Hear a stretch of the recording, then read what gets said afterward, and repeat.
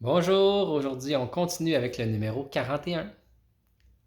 De tout ce que nous avons dit sur la nature de la liturgie, il apparaît clairement que la connaissance du mystère du Christ, question décisive pour notre vie, ne consiste pas en une assimilation mentale d'une idée quelconque, mais en un engagement existentiel réel avec sa personne.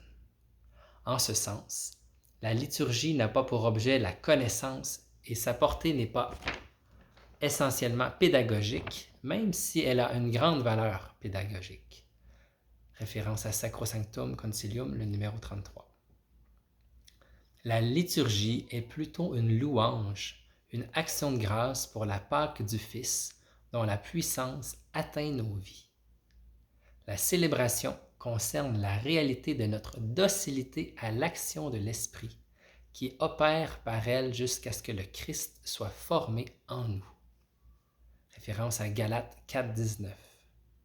La pleine mesure de notre formation est notre conformation au Christ. Je le répète, il ne s'agit pas d'un processus mental abstrait, mais de devenir lui. C'est dans ce but qu'est donné l'Esprit, dont l'action est toujours et uniquement de façonner le corps du Christ. Il en est ainsi du pain eucharistique et de chacun des baptisés, appelés à devenir toujours plus ce qui a été reçu comme don au baptême, à savoir être membre du corps du Christ. Léon le Grand écrit « Notre participation au corps et au sang du Christ n'a d'autre fin que de nous faire devenir ce que nous mangeons. » Un magnifique numéro à lire et à relire et à méditer. C'est pas compliqué. Le but, c'est d'aimer comme Jésus, de devenir comme Jésus.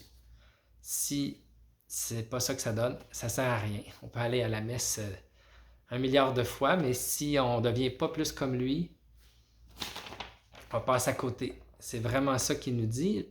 La mesure de notre formation est notre conformation au Christ. Le but, c'est de devenir Jésus. Comme saint Paul qui dit, ce n'est plus moi qui vis, c'est le Christ qui vit en moi. C'est ça que le but de la liturgie, qu'on puisse lui ressembler. C'est ce que je disais déjà dans les autres capsules. Alors, puissions-nous toujours plus lui ressembler et le laisser prendre toute la place en nous, le laisser vivre et aimer en nous. Bonne journée, à demain.